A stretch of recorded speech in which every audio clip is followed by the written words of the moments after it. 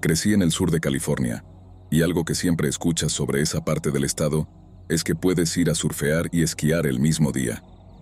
Con el tráfico, es difícil de creer, pero si tienes suerte, es posible. Yo crecí en el Inland Empire, a unos 90 kilómetros al este de Los Ángeles, cerca de las estribaciones de las montañas de San Bernardino. Mi padre es un verdadero hombre de montaña. No puedo exagerarlo en su elemento que se siente cuando está perdido en las montañas. Ha pasado toda su vida explorando esos terrenos y conoce cada camino, sendero y carretera de servicio. Incluso tiene una llave especial que abre las barreras de las rutas forestales. Voy a contar 2 historias que viví con mi padre en las montañas, en las que ocurrió algo extraño. La primera sucedió cuando yo estaba en los Boy Scouts. Mi papá siempre quiso que tuviera esas experiencias en la naturaleza y que aprendiera a ser tan capaz como él. Le estoy muy agradecido por eso. Pasé buenos momentos en los Scouts, y aunque soy un chico de ciudad, puedo decir que en una competencia de supervivencia en la naturaleza, podría darle pelea a mi papá. Estábamos en las montañas de San Bernardino en una acampada. Habíamos caminado desde las 6 de la mañana hasta el anochecer para llegar a nuestro campamento. Claro, era un grupo de scouts de diferentes edades y habilidades, así que el ritmo era más lento de lo que hubiera sido solo con mi papá. Al llegar, él y yo montamos nuestra tienda lejos del resto del grupo, a unos 50 metros del fuego central. Siempre hacíamos eso para evitar el ruido de los más jóvenes, que solían quedarse despiertos toda la noche haciendo ruido. Nos gustaba dormir después de un largo día en la montaña. Justo cuando nos acomodamos en nuestras bolsas de dormir, empezamos a escuchar el sonido de piedras golpeándose desde una cresta sobre nosotros, a unos 50 o 100 metros hacia arriba. Mi papá siempre ha creído en Sasquatch, y aunque yo no estoy completamente seguro, creo que hay cosas en la naturaleza que no podemos comprender. Además, hay suficiente terreno salvaje en los Estados Unidos como para que algo así pueda esconderse indefinidamente si quisiera. Mi papá, intrigado pero también preocupado, usó la radio para comunicarse con los otros líderes scouts y preguntarles si habían hecho un recuento de los chicos o si alguno de los adultos se había alejado del campamento. Todos estaban ahí. No era un sendero muy popular, así que era poco probable que alguien más estuviera cerca. Decidimos quedarnos en silencio y escuchar. Lo primero que notamos fue que no se oían insectos. Solo estábamos ahí, tendidos en nuestra tienda, tratando de escuchar algo más que el latido de nuestros corazones. Volvimos a escuchar las rocas. No eran pequeñas. Sonaban como si alguien estuviera golpeando piedras grandes, demasiado pesadas para que una persona normal pudiera levantarlas y golpearlas entre sí. Mi corazón empezó a acelerarse, pero no por miedo, sino por la emoción. Pasé tanto tiempo en las montañas con mi papá que conocía bien los sonidos de los animales y los ruidos nocturnos. Además, siempre le había creído cuando me decía que Sasquatch no era violento, pero sí territorial, y que sabrías si habías cruzado su límite. Al parecer, lanzar y golpear piedras era una de las señales de advertencia. Escuchamos rocas rodando cuesta abajo, a unos 30 o 50 metros de distancia. El terreno no era un acantilado, así que se necesitaba fuerza para lanzar esas rocas como sonaban. Después de eso, el silencio. Nos relajamos un poco, pensando que Biggie se había ido a dormir, pero de repente, escuchamos lo que solo puedo describir como un árbol entero siendo arrancado de raíz. Estábamos a unos 75 metros de distancia y alrededor de 30 metros más abajo en elevación. Aunque el valle tenía un eco, juro que pude escuchar cómo se arrancaban las raíces del suelo. Ahí fue cuando realmente me asusté. Una cosa es que te lancen rocas, pero arrancar un árbol de raíz es algo completamente diferente. Después de eso, todo quedó en silencio. Nadie más del grupo escuchó nada esa noche. Al día siguiente, subimos a la cresta para revisar la zona. Encontramos rocas grandes partidas en dos, y un lugar donde creemos que un árbol había sido arrancado, aunque no había árboles cercanos. También encontramos unos pelos gruesos atrapados en la corteza de algunos árboles. Olían a basura que lleva días en un contenedor de metal al sol. El suelo era demasiado firme para encontrar huellas claras, pero había muchas ramas rotas en los alrededores, algunas tan altas como 2,5 metros. Mi papá, algunos líderes y yo decidimos que habíamos perturbado lo suficiente y empacamos el campamento. No volvimos a tener más incidentes durante el resto del viaje. La segunda historia sucedió en el otro lado de la misma montaña, cerca del pico de San Bernardino. Mi papá y yo estábamos subiendo para llegar a la cumbre, donde él había esparcido las cenizas de mi abuelo en 1987, unos meses después de que yo naciera. Ya habíamos intentado varias veces alcanzar la cima, pero mi papá, que tenía presión alta, siempre se sentía débil cuando llegábamos a los 2,600 metros. Sin embargo, esta vez, estaba tomando una nueva medicación, y estaba decidido a llegar, pues quería tener un momento espiritual conmigo, en el lugar donde descansaba su padre. Era un día especialmente caluroso, y aunque por encima de las nubes el aire es más fresco, el sol es implacable. Nos confiamos, y no nos preparamos bien. Solo llevábamos 2 botellas de agua, ya que queríamos cargar lo menos posible. A 3/4 del camino, nos quedamos sin agua. Nos detuvimos para decidir qué hacer. Podíamos intentar llegar rápidamente a la cima y bajar, o rendirnos otra vez. Fue entonces cuando mi papá recordó un manantial cercano y sugirió que fuéramos allí a llenar las botellas. Llevábamos tabletas purificadoras, así que no nos preocupaba el parásito giardia. Bajamos hasta el manantial, solo para encontrarlo seco. Ahora estábamos en un problema serio. Tuvimos que regresar al sendero, ascendiendo unos 300 metros más con la boca seca. Al llegar, estábamos agotados y no habíamos visto a nadie más en todo el día. Parecía que estábamos solos en la montaña. Justo cuando estábamos decidiendo qué hacer, vimos a un hombre que bajaba por el sendero desde la cima. Era mayor, con el cabello y la barba gris, usaba bastones de senderismo y una bandana azul. Se detuvo frente a nosotros y nos dijo: «Hermoso día, ¿no creen?». Era extraño que ya estuviera bajando, ya que era temprano, alrededor de las 10 de la mañana, y no habíamos visto a nadie más. Mi papá le preguntó: «¿Durmió allá arriba o es el excursionista más rápido del mundo?». El hombre se rió suavemente y contestó: «No, solo vine a ver lo que tenía que ver, y ahora me voy». Esa frase se me quedó grabada porque sonaba extraña. Luego continuó: «Parece que tienen sed. ¿Se quedaron sin agua?». Mi papá asintió y respondió: «De hecho, sí». Antes de que pudiera decir más, el hombre interrumpió: «Bajaron a ese manantial y lo encontraron seco, ¿verdad?». Mi papá y yo asentimos, sorprendidos. El manantial estaba tan escondido que mi papá decía que casi nadie lo conocía. El hombre entonces sacó una botella de agua de 1 galón de su mochila y dijo: «Aquí tienen.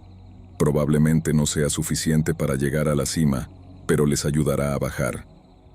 Nos dio el agua y nos dijo: «Beban con salud, pero vengan mejor preparados la próxima vez. No siempre estaré aquí para salvarles». Nos bebimos el agua con gratitud, y cuando nos dimos la vuelta para continuar, el hombre siguió bajando el sendero como si estuviera flotando. Poco después, al llegar a una curva, miramos hacia atrás y nos dimos cuenta de que el hombre había desaparecido. No había forma de que hubiera descendido tan rápido. Mi papá y yo nos miramos sin decir una palabra, y comenzamos a bajar. Hasta el día de hoy, estamos convencidos de que aquel hombre era un ángel que vino a salvarnos. Tiempo después, logramos llegar a la cima, esta vez bien preparados, y celebramos una ceremonia en honor a mi abuelo. También agradecimos al ángel que había visto exactamente lo que tenía que ver: a 2 hombres sedientos que necesitaban ayuda.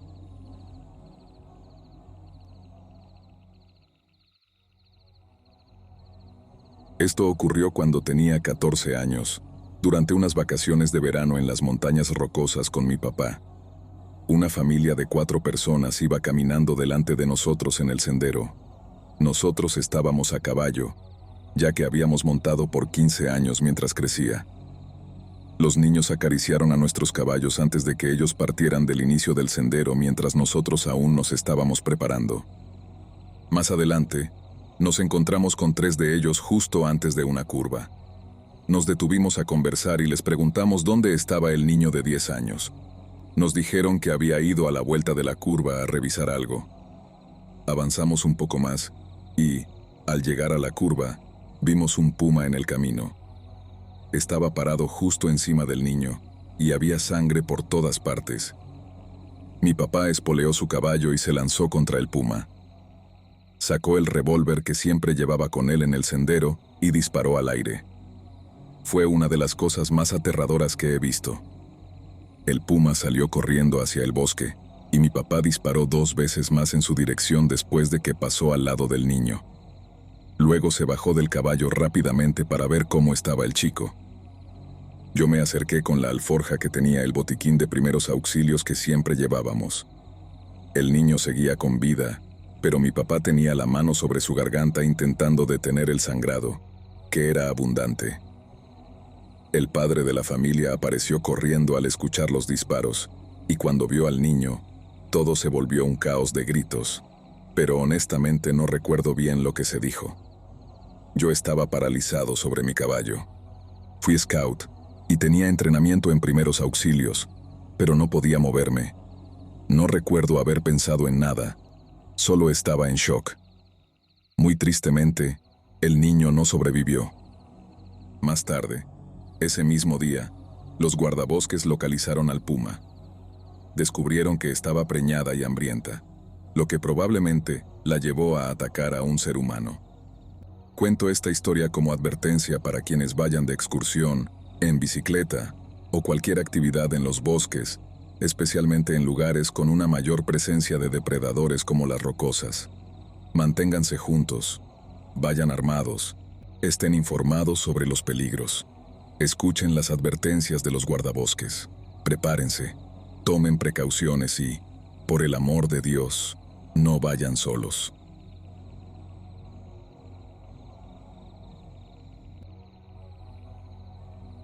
Esta historia me la contó mi tío Rick, y de todas las historias que he escuchado en mi vida, ya sean contadas por otras personas o vivencias propias, esta es, sin duda, la más aterradora. Me la relató en 2019, justo antes de que estallara la pandemia del coronavirus, pero lo que le ocurrió a mi tío sucedió cuando tenía 26 años, en algún momento a mediados de los 80.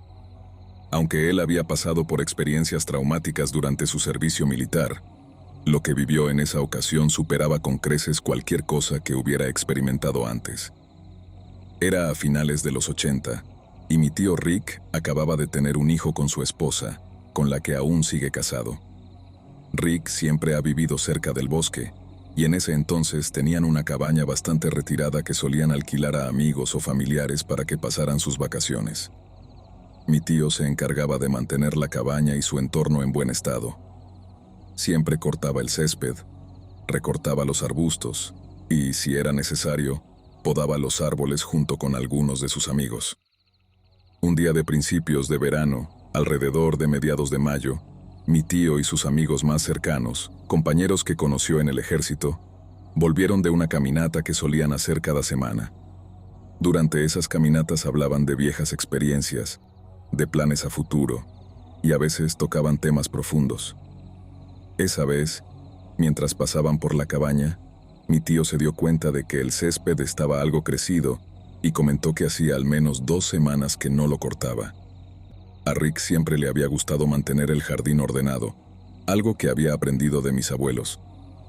Su amigo Ed, que iba con él, se rió y le dijo: «Vaya, Rick, eres famoso por ser el maniático del orden».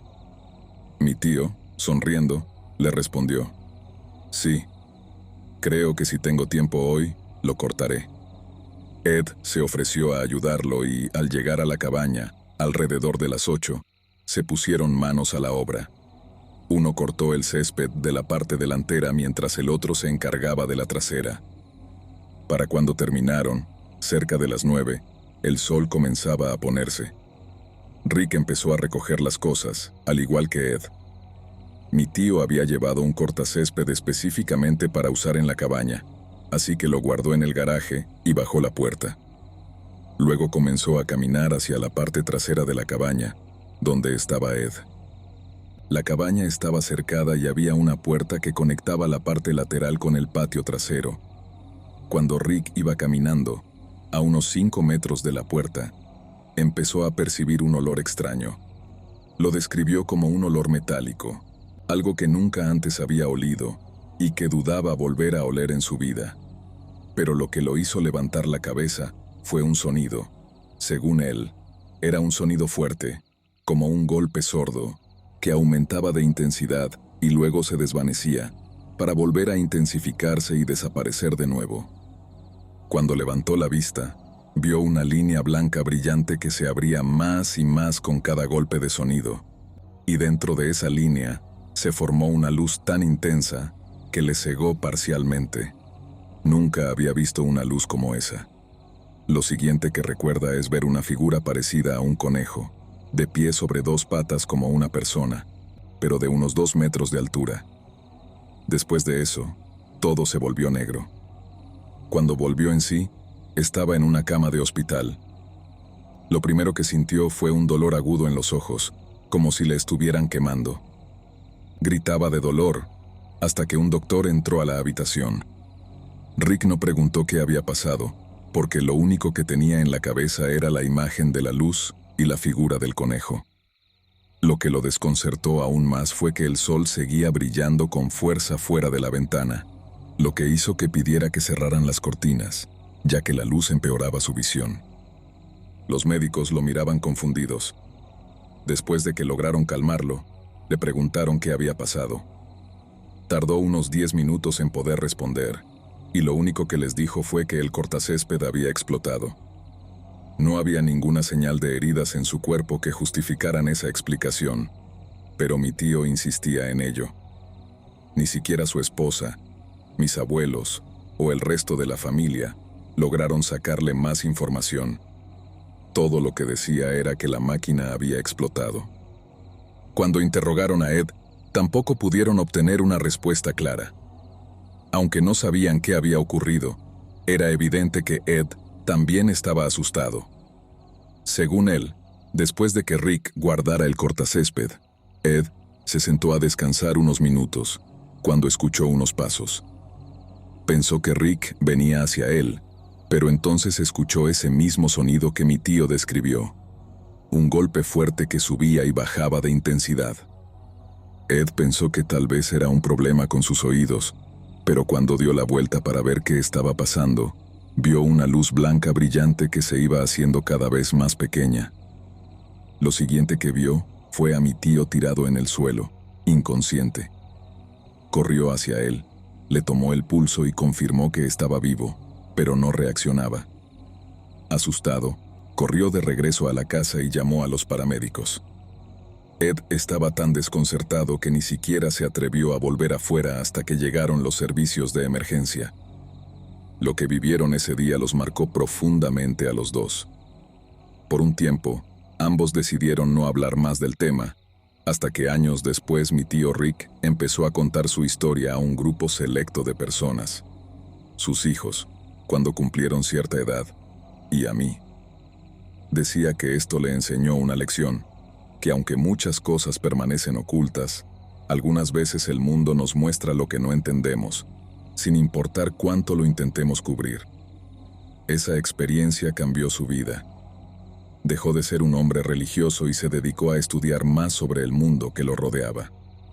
Hoy, a los 60 años, mi tío Rick vive viajando y explorando la naturaleza, buscando respuestas sobre lo que ocurrió aquella tarde y tratando de entender más sobre la vida misma.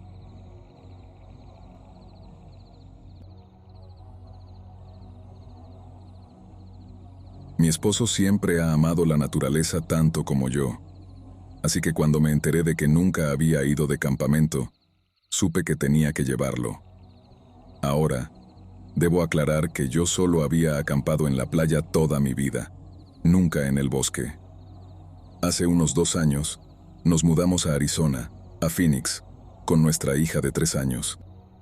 Estábamos a solo 2 horas de Flagstaff, así que decidí llevarlo de campamento allí. Al final, terminamos en Williams, un pueblito a 30 minutos de Flagstaff.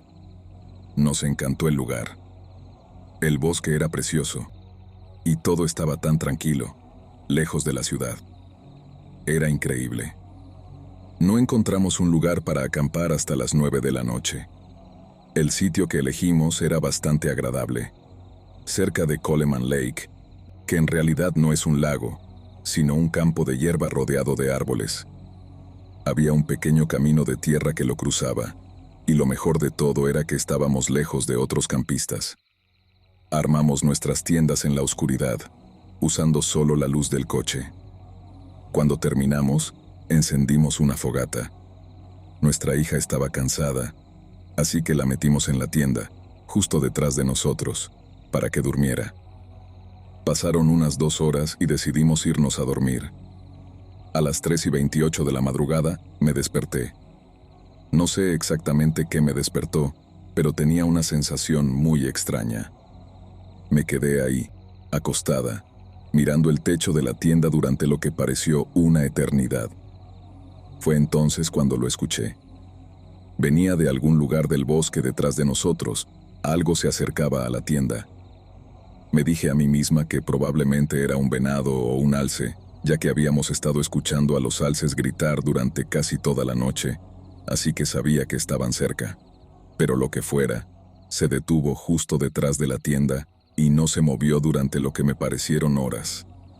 Estaba tan asustada que no podía moverme ni despertar a mi esposo, que tenía una pistola con él, para decirle que algo estaba afuera. No sé cuánto tiempo estuve ahí esperando a que aquello se moviera, se alejara o hiciera algo, pero pronto salió el sol, y todo terminó. Me armé de valor, salí para revisar, pero no había nada, y juro que nunca lo escuché alejarse. Le conté a mi esposo y él lo desestimó diciendo que probablemente me había quedado dormida en algún momento y que el venado simplemente se había ido. A pesar de que yo creía lo contrario, lo dejé pasar. La siguiente noche fue igual que la primera. Algo se acercó a la tienda, se detuvo y luego desapareció. Pasaron 2 meses antes de que volviéramos a acampar. Conociendo ya la zona, decidimos quedarnos en el mismo lugar. Esta vez, mis padres vinieron con nosotros. Cuando llegó la noche, mi esposo y yo nos quedamos sentados junto a la fogata, mientras todos se iban a dormir. Comencé a recordar lo que había pasado la última vez que estuvimos allí, y mi esposo mencionó que probablemente eran solo los alces, ya que había muchos en la zona. A las 3:29 de la mañana, me desperté con el sonido de algo caminando hacia nuestra tienda. Esta vez, estaba lista para despertar a mi esposo. No quería parecer loca. Cuando aquello se detuvo una vez más detrás de la tienda, me di vuelta para despertarlo. Pero algo más sucedió que me congeló. Empezó a caminar alrededor de la tienda.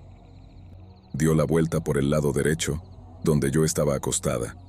Se detuvo, recogió algo y empezó a arrastrarlo hacia el frente de la tienda. Sonaba como si estuviera arrastrando un palo grande. En el momento en que llegó a la entrada de la tienda, de alguna manera logré despertar a mi esposo y le dije que había alguien afuera. Por suerte, él siempre ha sido un hombre de acción, así que en cuanto lo dije, agarró su arma y abrió la tienda. Todo esto no duró más de unos segundos, pero no había nada. Agarró una linterna y caminó por la zona, pero no encontró nada. Me dijo que si alguien o algo realmente hubiera estado frente a la tienda como yo decía, al menos habríamos visto o escuchado cómo se iba.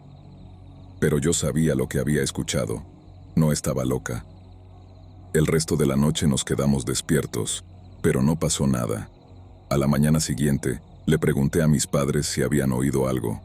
Mi padre dijo que no, pero mi madre mencionó que pensó haber escuchado a alguien caminar afuera, pero asumió que éramos nosotros. Con esa respuesta, Supe que no había sido solo mi imaginación. Algo estaba ahí afuera.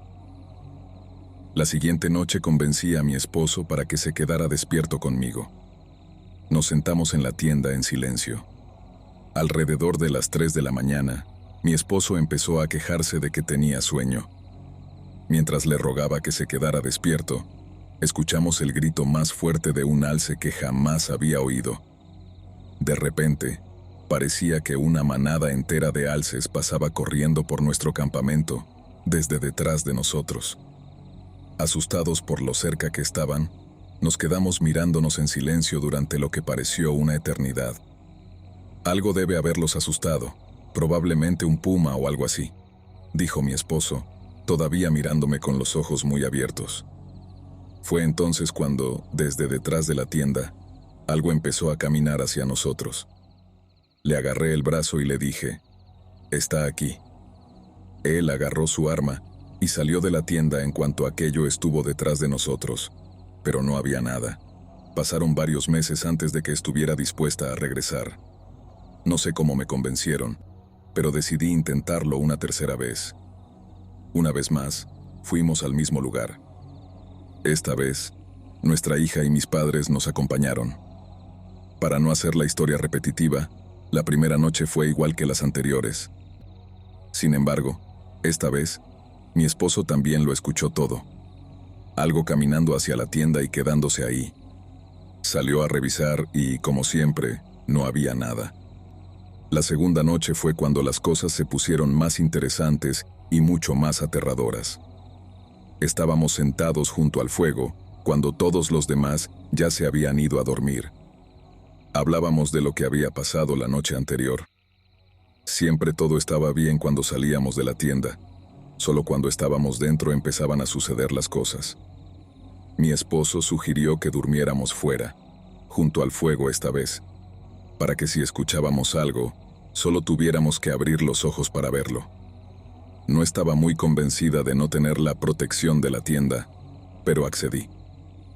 Decidimos turnarnos para mantenernos despiertos. Él fue primero, y cuando el fuego empezara a apagarse, me despertaría para que yo lo ayudara a poner más leña, y luego cambiaríamos. Así estuvimos por varias horas, pero cuanto más tarde se hacía, más difícil era mantenerse despiertos. En uno de mis turnos, me quedé dormida. Me desperté lentamente con el sonido de algo que pasaba cerca. Luego, pasó de nuevo. Y otra vez. Iba y venía varias veces antes de que me diera cuenta. Me había quedado dormida. Me senté de golpe y miré a mi alrededor. Estaba todo completamente oscuro y no podía ver más allá de un par de pasos. Un sentimiento de miedo, como una sombra pesada, se apoderó de mí. Algo estaba ahí afuera, pero no podía verlo. Desperté a mi esposo y rápidamente encendimos el fuego otra vez. Esa sensación de terror era indescriptible, pero al volver a encender el fuego, el sentimiento desapareció. La próxima mañana, empacamos para regresar a casa. Aunque nadie nos creyó, sabíamos que algo estaba ahí.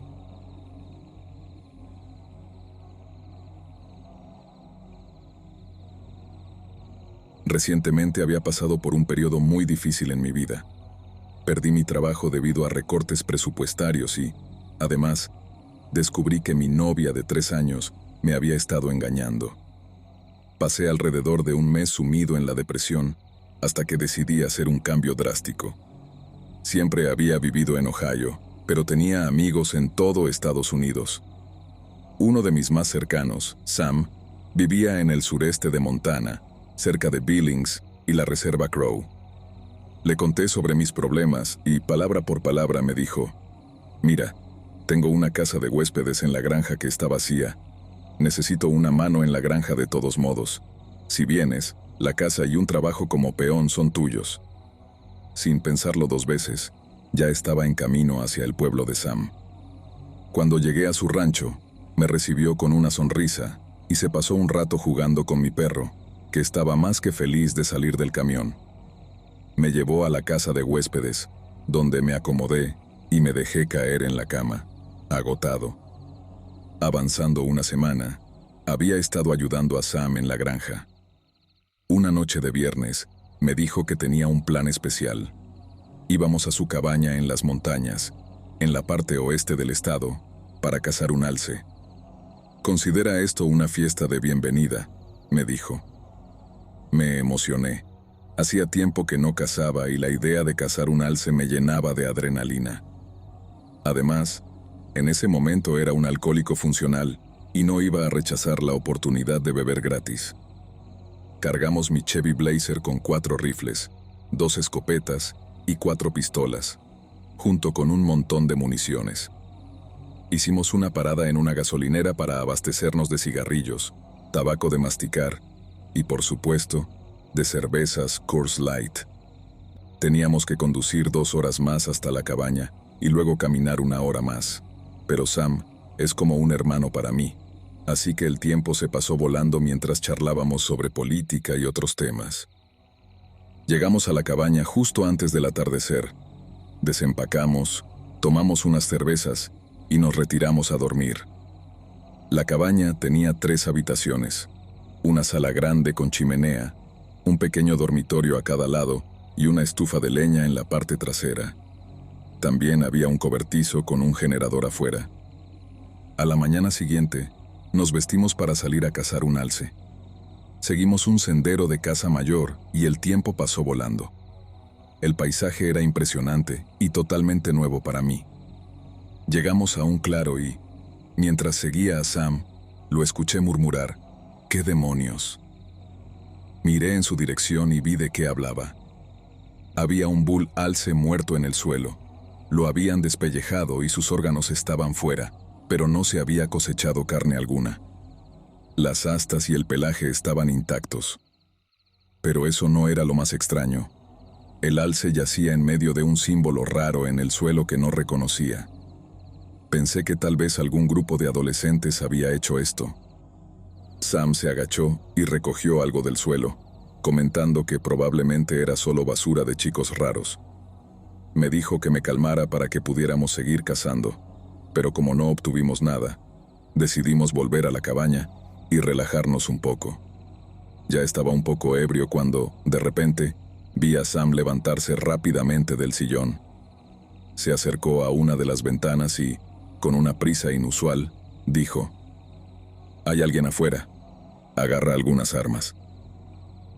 Me levanté de un salto y empecé a rezar la oración a San Miguel mientras caminaba hacia el armario de las armas. Tomé varias de ellas y nos pusimos las botas. Podíamos escuchar un canto extraño afuera. Nos armamos y Sam encendió la luz exterior antes de abrir la puerta. Nos quedamos juntos, escuchando claramente el canto, aunque no podíamos entender lo que decían. Sonaba como si viniera de muchas direcciones. Disparé un tiro al suelo y grité exigiendo saber quién estaba afuera. Sam también gritó que esta era propiedad privada y que los que no se fueran serían disparados. Vi formas vagas moviéndose en la línea de árboles. No podía contar cuántas eran, pero parecían ser más que un par. De repente, un zumbido detrás de mí. Sam había disparado su escopeta. En ese momento, todo rastro de euforia por el alcohol desapareció. El canto se hacía cada vez más fuerte y empezamos a asustarnos. Sam disparó 3 veces en dirección a las sombras, no realmente con la intención de dar en el blanco, pero eso no hizo nada para asustarlos. Decidimos retroceder a la cabaña. Todo esto era demasiado raro. Me dijo que esperara junto a la puerta mientras él empacaba lo que consideraba esenciales: nuestros focos portátiles, el resto de las armas y las MRE que habíamos traído. Cerró la puerta y, sosteniendo la linterna, comenzamos a caminar por el sendero hacia donde estaba aparcado mi camión. La caminata nos tomó 1 hora en la ida, pero ahora parecía mucho más larga. Seguíamos escuchando esos cantos detrás de nosotros. No podíamos ver ni oír a nadie, pero repetíamos la oración a San Miguel una y otra vez. Finalmente, alcanzamos el camión y salimos de allí a toda velocidad. Mientras conducíamos, vimos un brillo intenso que provenía de la dirección de la cabaña. Regresamos a la ciudad. Llegamos a la granja. entramos a la casa de huéspedes donde estaba viviendo, y no dormimos en toda la noche. 2 semanas después, el tío de Sam lo llamó y le preguntó qué había pasado en la cabaña. Sam estaba confundido. Su tío le contó que la cabaña había sido quemada y que los escombros estaban dispuestos en un símbolo, justo como el que habíamos encontrado en el claro, con 3 alces toro muertos en el centro. Nos quedamos helados y jamás volvimos a ese lugar. Sigo trabajando en la granja y viviendo en la casa de huéspedes, y Sam y yo somos más cercanos que nunca, pero lo que vimos esa noche nos dejó una profunda marca.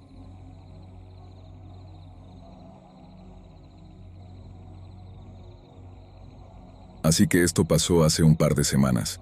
Se lo he contado a algunos amigos y cada vez que lo relato en voz alta, parece tener menos sentido. Aunque no fue particularmente aterrador, definitivamente fue algo extraño. Para empezar, mi nombre es Alex. Un buen amigo mío, Brian, me invitó a un campamento cristiano. No soy muy religioso, pero me gusta acampar y me agradaba su familia, así que acepté. Era un lugar hermoso, pero muy diferente a lo que esperaba. Generalmente, cuando voy de campamento, suelo aislarme y montar una tienda en algún lugar del suelo. Sin embargo, aquí era como una comunidad completa de gente con remolques, carpas, cabañas, etc. Había actividades diarias y eventos. Todos se conocían. Era como una reunión familiar, pero yo no conocía a nadie. A pesar de eso, la pasé genial y me sentí muy bienvenido. Conocí a muchas personas, hice algunos amigos y aprendí un poco más sobre el cristianismo, aunque eso no cambió mi forma de pensar. Conocí a 2 personas llamadas Emily y Mike. Eran un par de años mayores, pero eso no importaba. Eran geniales, les encantaba la fiesta y eso me pareció fantástico, porque a mí también me gusta divertirme. Creo que fue como el día 4 de mi estancia cuando, alrededor de medianoche, todos comenzaron a irse a la cama, pero los 4 nos quedamos alrededor de la fogata con un par de tragos. Para quienes se lo pregunten, sí, beber estaba claramente prohibido en el campamento, pero bueno, estábamos disfrutando. Fue entonces cuando Mike nos preguntó si queríamos dar una vuelta. Sentí que todavía tenía energía, así que aceptamos. Mike y yo íbamos descalzos porque, ¿por qué no? Nos gustaba sentir la tierra bajo los pies.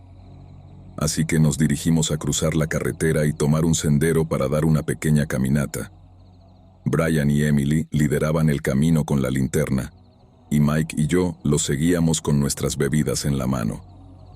Después de un par de paradas para charlar y descansar, de repente nos dimos cuenta de que Brian y Emily habían marchado adelante, dejándonos atrás.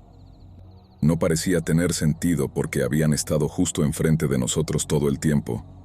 Era como si se hubieran teletransportado. Pero no le dimos mayor importancia, sobre todo porque Mike había crecido allí y conocía los senderos muy bien. Había luna, así que no era como si no pudiéramos ver.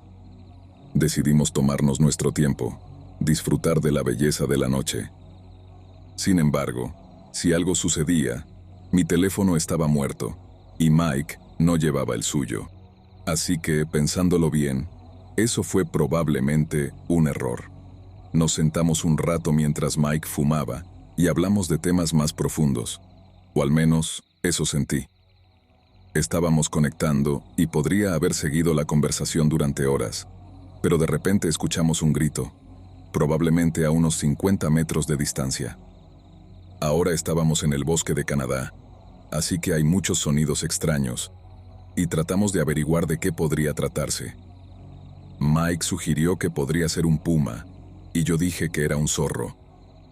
Gritó de nuevo, pero aún no podíamos decidir qué era, así que nos quedamos en silencio, esperando a que sonara otra vez. Pasaron un par de minutos y, naturalmente, volvimos a hablar, pero cuando finalmente gritó otra vez, no era igual que las primeras veces. Había algo raro en su sonido. La distancia parecía la misma, así que no crecimos en preocupación, pero la curiosidad sí. Nos quedamos callados para no perdernos nada. En menos de un minuto, escuchamos una especie de grito, y era claro como el agua. Era un grito que decía, Alex. Mike y yo nos quedamos inmóviles y nos miramos. Él dijo, ¿acaba de decir tu nombre? Me quedé callado, mirando hacia el bosque. Con certeza sabía que no era un humano, así que sabía que no eran Brian o Emily buscándonos, y además, estaba en la dirección opuesta a donde teníamos que ir. Mientras intentaba procesar lo que había escuchado, mis pensamientos fueron interrumpidos por otro grito, igual de claro que el anterior. Alex. Me volví hacia Mike y le dije, sí, definitivamente dijo mi nombre. ¿Qué demonios es eso? Mike se rió un poco y dijo que no sabía. Cuando empecé a expresar mis preocupaciones, él me hizo callar. Quería escuchar otra vez. Supongo que yo también lo quería, pero en este punto solo quería empezar a regresar. La incomodidad crecía. Después del tercer grito, le dije a Mike, ok, vamos a salir de aquí. No sé si quiero encontrarme con lo que sea que esté gritando. Él accedió, pero comenzó a hablar de cómo no estaba preocupado porque Dios estaba con él y cosas así, lo cual estaba bien, pero me brindó poco consuelo. Empezamos a caminar de regreso por el sendero. Tomamos un atajo porque si seguíamos el sendero, habría sido aproximadamente otros 2 kilómetros. Así que, descalzos, atravesamos la maleza hasta que volvimos al sendero. Al llegar a la colina donde comenzaba el sendero, escuché a Brian haciendo un sonido extraño, como un caca.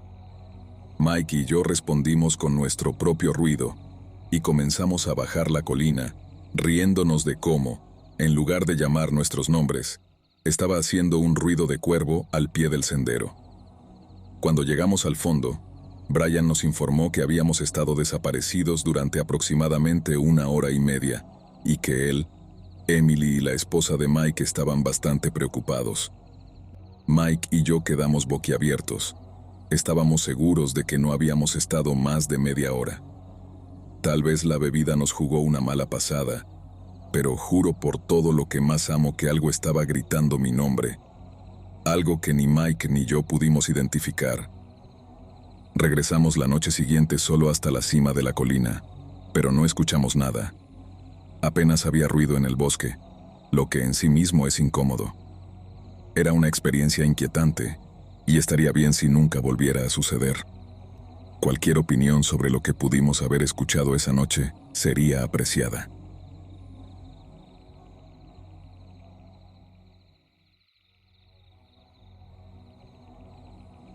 Crecí en un pequeño pueblo de montaña en Canadá. Tenía unos 7 años y era invierno. Mi papá y yo íbamos a encontrarnos con unos amigos en el lago para jugar un poco de hockey, así que tomamos la ATV y nos dirigimos por el sendero que llevaba al lago, que estaba a unos 5 kilómetros de distancia. Había nevado mucho, y el sendero estaba cubierto de un grueso manto de nieve fresca. Mientras mi papá manejaba, yo miraba a mi alrededor, atento a los árboles que estaban a unos 5 metros del camino. Fue entonces cuando vi a un hombre de pie allí, inmóvil. Grité de inmediato para que mi papá se detuviera. Él me preguntó qué pasaba, y al mirar hacia donde yo señalaba, también lo vio. Lo extraño era que no había huellas ni nada que indicara cómo había llegado ese hombre hasta el bosque. Ambos estábamos completamente perplejos. Mi papá aceleró hacia el lago, aún sin poder creer lo que había visto, mientras que yo no podía dejar de pensar en ese hombre. Con el tiempo, lo vi varias veces más en el centro comercial local, siempre tomando una taza de té. Cada vez que lo veía, parecía tener unos 70 años, con el cabello un poco escaso en la parte superior, peinado hacia un lado. Sus ojos eran de un color verde pálido, y siempre vestía un chaquetón de esquí multicolor y unas zapatillas blancas. Han pasado 21 años desde aquel día, y todavía me pregunto quién era ese hombre en el bosque. Mi papá también se lo pregunta a menudo. Regresamos la noche siguiente solo hasta la cima de la colina, pero no escuchamos nada. Apenas había ruido en el bosque, lo que en sí mismo es incómodo. Era una experiencia inquietante, y estaría bien si nunca volviera a suceder. Cualquier opinión sobre lo que pudimos haber escuchado esa noche sería apreciada.